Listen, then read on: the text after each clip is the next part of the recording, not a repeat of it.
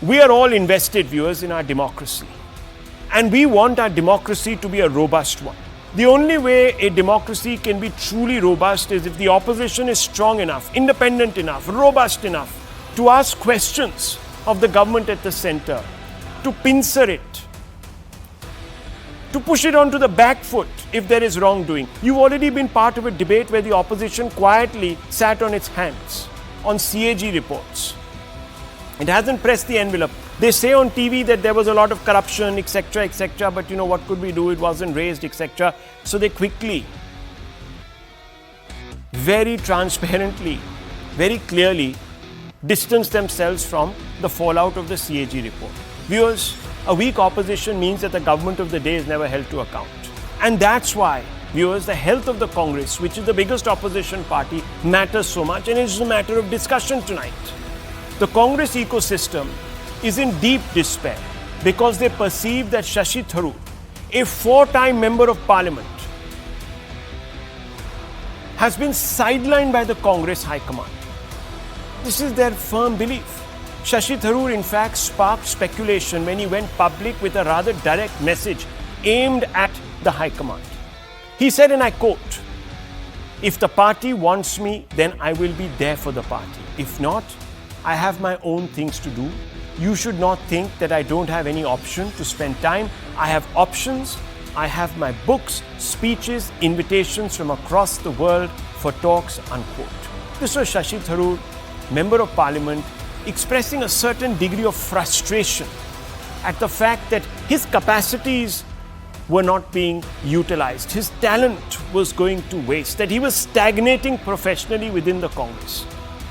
Tharoor, it is said, was chafing at a purported ticking off by Rahul Gandhi in a meeting that he had or sought with Rahul Gandhi.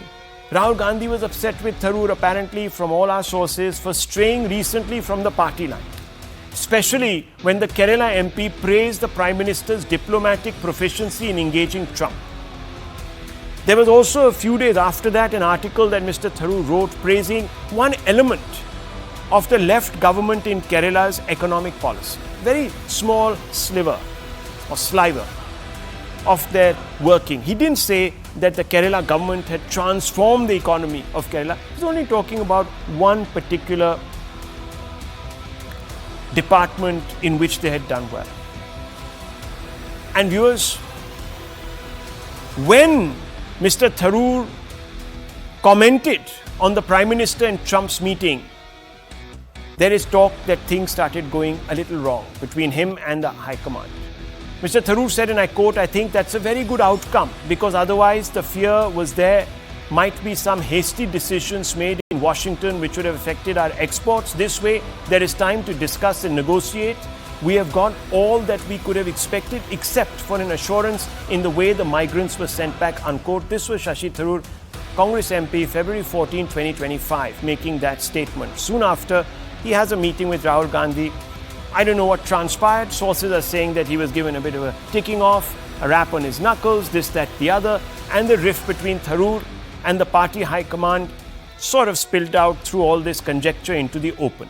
Now, this rift, this purported rift, has not gone down well with the Congress ecosystem. Sanjay Jha, who was a prominent member of a group within the Congress that wanted to force intra-party democracy, shot off a letter to Rahul Gandhi. And he said, quote, "Dear Rahul Gandhi, I am writing to you publicly here because no one within the Congress is probably going to tell you this. So as usual, let me bell the cat. Leadership, corporate or political or any other, is about having difficult conversations. It is about troubleshooting. It is not about living in denial. Problems have to be addressed. They cannot be wished away.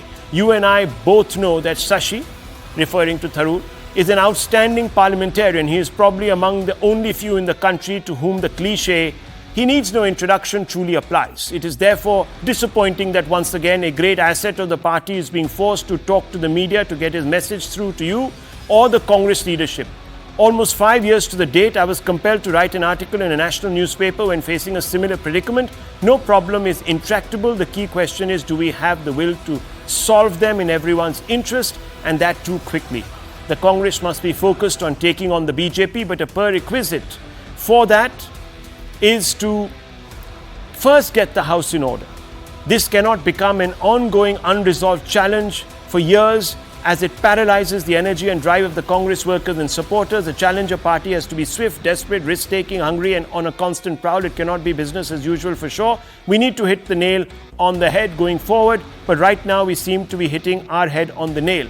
And this goes on, and Sanjay Jha ends by wishing Rahul Gandhi good luck to act on his sage advice.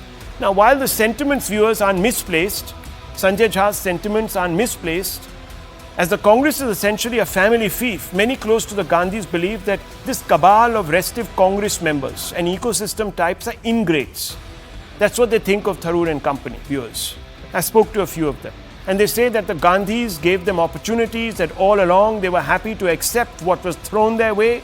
And now that they want more, they are biting the hand that fed them.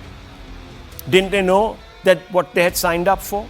Perhaps instead of whining, these Congress well-wishers should accept what they already know, that irrespective of caliber, talent in the party can only rise till it hits the Gandhi glass ceiling, and that they should therefore either quit the party or form their own Congress, views. That's my advice to them. But who am I to give advice? Let's ask some of the people who are the principal stakeholders.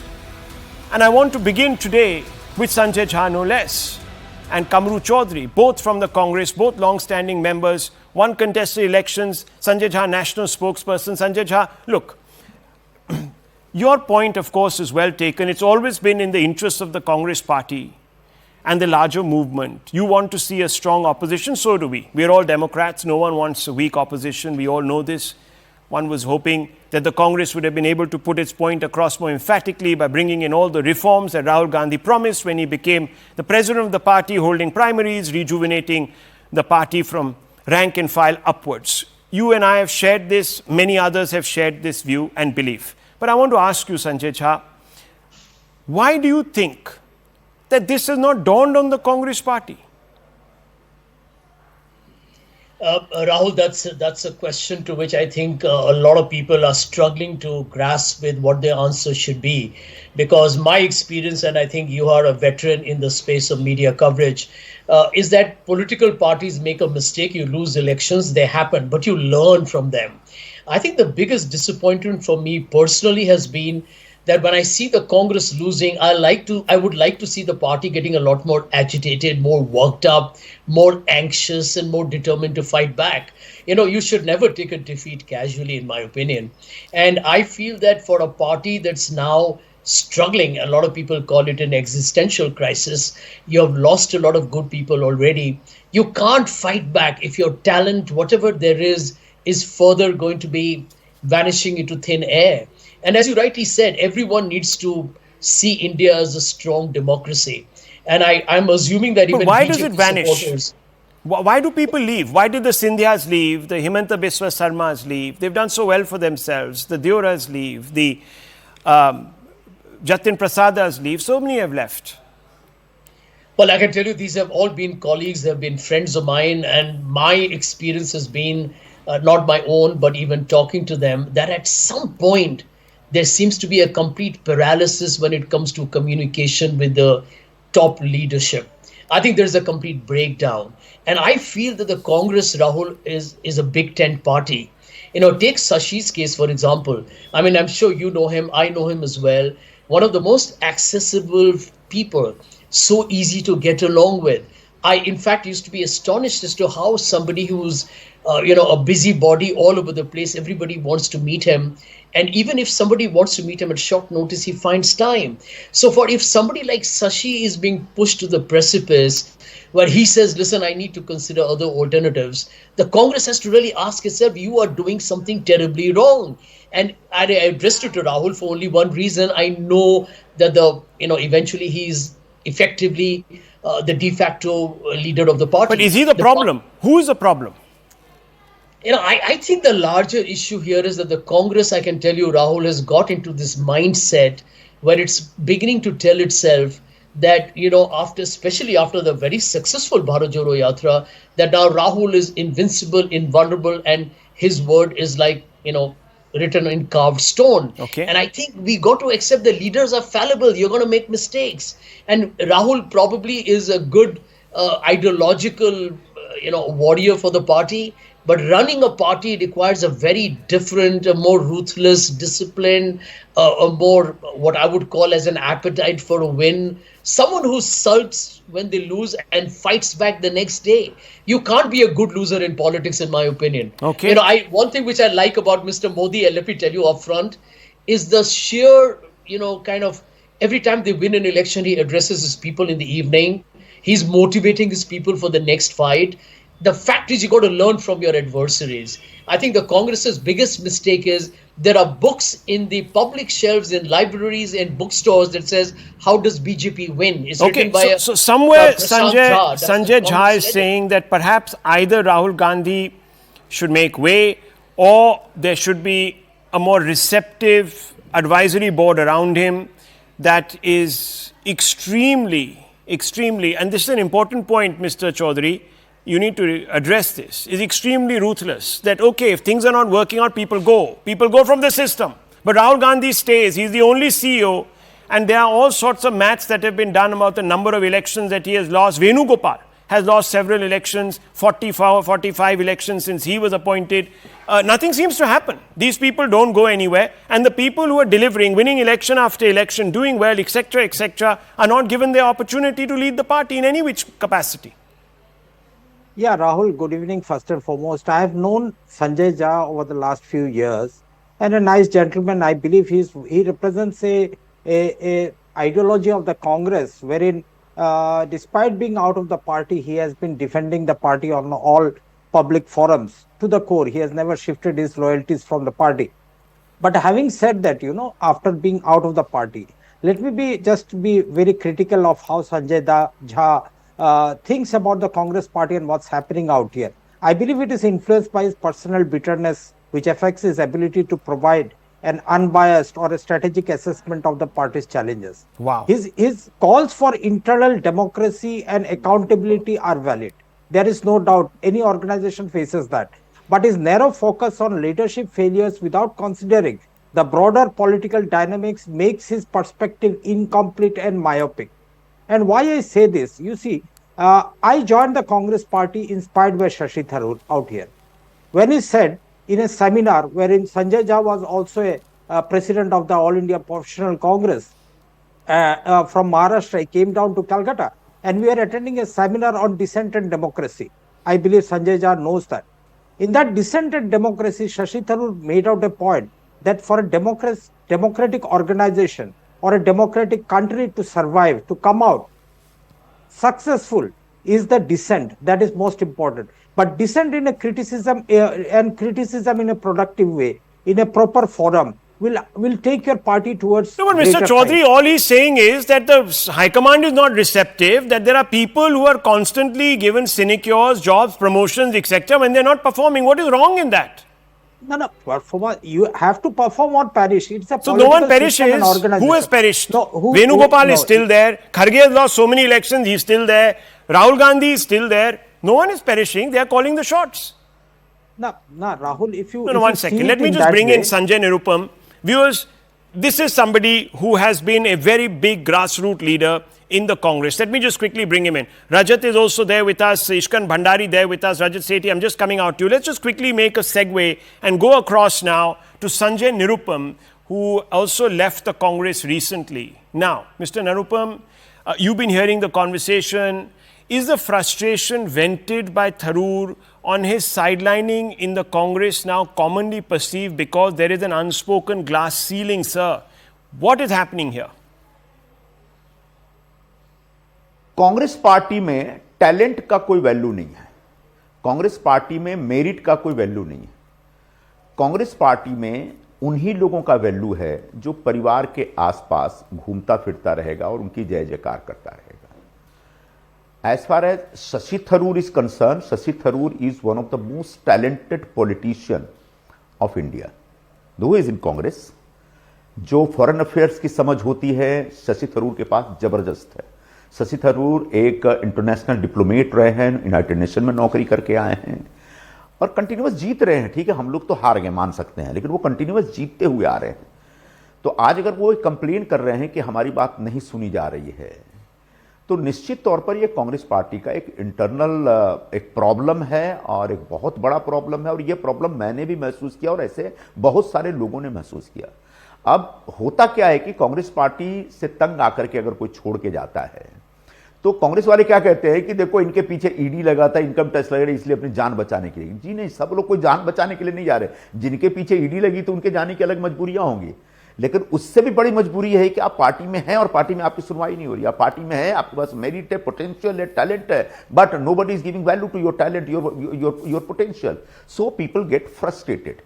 So lot of congressmen who have something in their hand, lot of congressmen who are basically having some potential, who can contribute to the party, they are not being listened by the party high command. And party high command मतलब family और वो थोड़ा खड़गे जी वगैरह, वेणुगोपाल जी। कोई भी organisation चलता है ना, तो उसमें एक बेसिक सिद्धांत ये है कि जिसने अच्छा काम किया उसको रिवॉर्ड मिलता है, और जो परफॉर्म नहीं कर सकता उसको परफॉर्म और पेरिश बोलते हैं ना। हाँ, सो थरूर साहब को क्या करना चाहिए? Should he quit? Should he what should he do?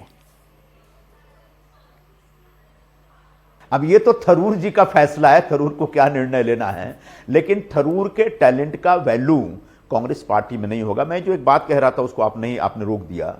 कोई भी संगठन चलता है तो उसके दो सिद्धांत होने चाहिए कि जो आदमी अच्छा काम कर रहा है उसको रिवॉर्ड करो, और जो आदमी परफॉर्म नहीं कर रहा उसको सजा दो।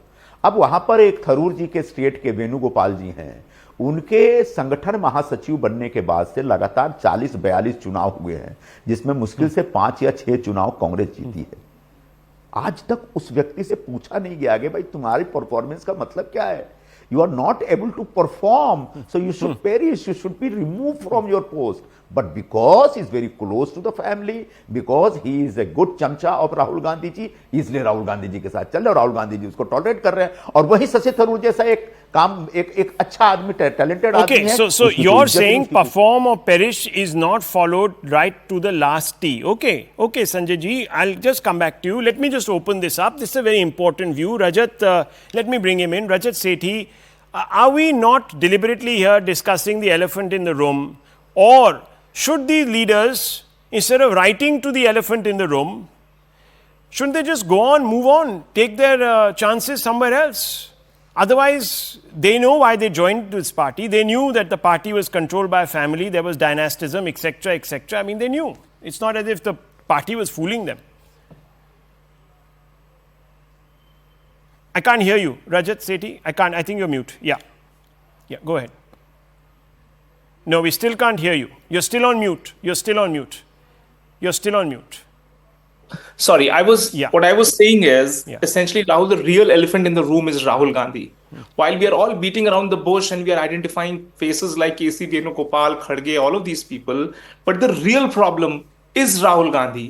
As long as he is there, he can only wax eloquent like a liberal arts professor in some university somewhere in the West. He will talk about concepts and bore the whole country around concepts of decentralization. I pity the poor Nagaland students who had to sit while he was opening the bonnet of the car and trying to explain the concepts of decentralization, when he himself is a symbol of centralization. So we know the problem. How should these people react? Should they put up with this? Should they start an insurrection, or should they quit and take their chances somewhere else? Why are they sitting around there like courtiers and darbaris? They should quit. See, there will be certain set of incompetent leaders who would want to stick around. Okay. Because that is how they draw their power but from. But Tharoor isn't incompetent, Mr. Bhandari. Tharoor isn't incompetent. He's supposed to have cachet. So Rajat, I mean, why can't he just start his own party? The Kerala Congress, Tharoor faction. Get on with it. This is where I think Congress doesn't have the playbook to manage competition within the institution. Okay. They haven't, they haven't been through the true test of democracy, where you have an open field and you have to test your mettle. Okay. Therefore, their nerves are not steel nerves. Okay, and let me bring in steel nerves or not. The point is, some people did. The Mamata Banerjees did. Mr. Bhandari, Pawar did. Others did. They formed parties. They did well. Karuna Karan. Yes. We know all the stalwarts. Many people from the Congress went. Yes. Rahul, the problem is, let's start with Mr. Sanjay Jha only. Our friend is a suspended congressman and he still appears for Congress, speaks for Congress, and he just got called bitter and myopic for giving suggestion. When the feedback system is so resistant to even your well-wishers, like Mr. Jha is, what would they bring in as a change? And it's not a new thing. Start from Mr. P.V. Narasimha Rao, how he was treated in his later years, to Mr. Sitaram Kesari, to a laundry list of ex-congressmen who have become chief ministers. Mrs. Mamta Banerjee, Jagan Reddy. If you can have a Rahul Gandhi in party, why can't Jagan Reddy have been promoted in an adequate manner? He could create a party, become a chief minister himself. Mr. Hemanta Biswa Sarma, so many, the former Telangana chief minister. So the problem is not when you fix accountability. How do you fix accountability only at mid-level? Yeah. When the biggest person to face accountability since at least 2012 has to be Mr. Rahul Gandhi. Okay, 14, the fact 19, is that the elephant in the room is Rahul Gandhi. Problem, you hit the Gandhi glass ceiling. Why are all these leaders cribbing? Day after day writing letters. He's not bothered. Rahul Gandhi doesn't care. Do something about it. Form your own parties. Become part of a constructive opposition to the Congress. I don't know why the G20 suddenly withered away and subsumed itself once again. It re-immersed itself into the Congress. They should have led it to its final conclusion. It's happened in the past. Indira Gandhi faced a split. I leave it at this, viewers. There are many questions here, but unfortunately, you need the will.